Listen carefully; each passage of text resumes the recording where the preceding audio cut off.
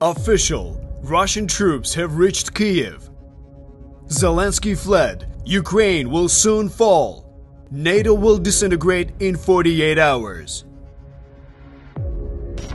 If you have seen these or similar narratives, it means that you live in Eastern Europe, within Russian propaganda's sphere of reach. Analysts from Ukraine and 14 other countries monitor the informational space of Eastern Europe. Their goal was to search for and investigate Russian propaganda in social and mass media. These are their most popular narratives. Sanctions are hitting the EU harder than Russia. Such publications could be found in every Eastern European country. And that makes sense, because the EU is preparing its 10th sanction package against Russia since the start of the full-scale invasion of Ukraine. Russian propaganda is shifting the idea. They claim that by sanctioning Russia, Europeans are shooting themselves in the foot instead of dealing a powerful blow to the Russian economy. Naturally, sanctions have consequences for Europe too, but all evidence points to them being catastrophic for Russia and doing what they are supposed to. Sometimes such narratives are pushed by bots on social networks, and sometimes even by state leaders. Military aid weakens the country that supplied it. Publications like this appeared in countries that publicly announced their delivery of weapons to Ukraine. Take Slovakia, for example. After they sent Ukraine S-300 anti-air defense systems, propaganda spread fake information on social media, claiming that the country was left without proper protection.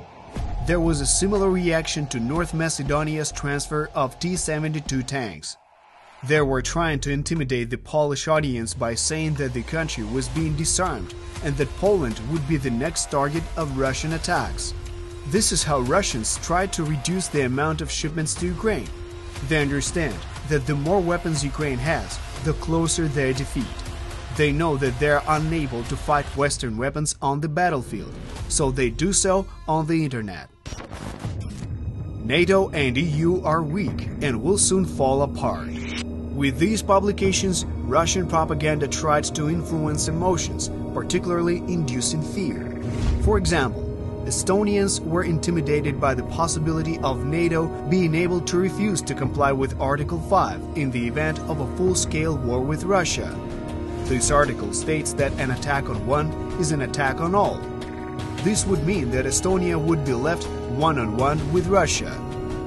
The goal of this narrative is to destroy the trust within the EU and NATO, to make member states doubt one another and shatter these coalitions from within. Ukrainian refugees are undermining the internal stability of the countries that take them in. Narratives like these are being spread in all countries that took in Ukrainians fleeing the war. For example, in Estonia, propagandists said that the massive welcoming of Ukrainian refugees was an emotional decision by the government.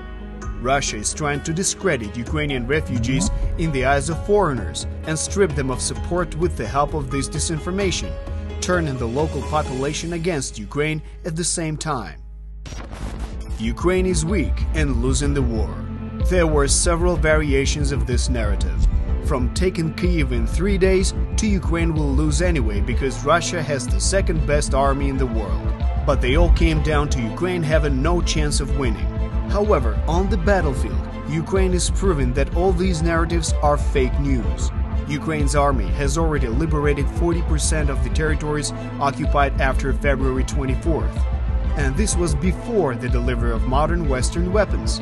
Ukrainians have proven that they know how to fight the occupiers, and will do this much faster with the help of the West. Strengthening support means making victory come sooner.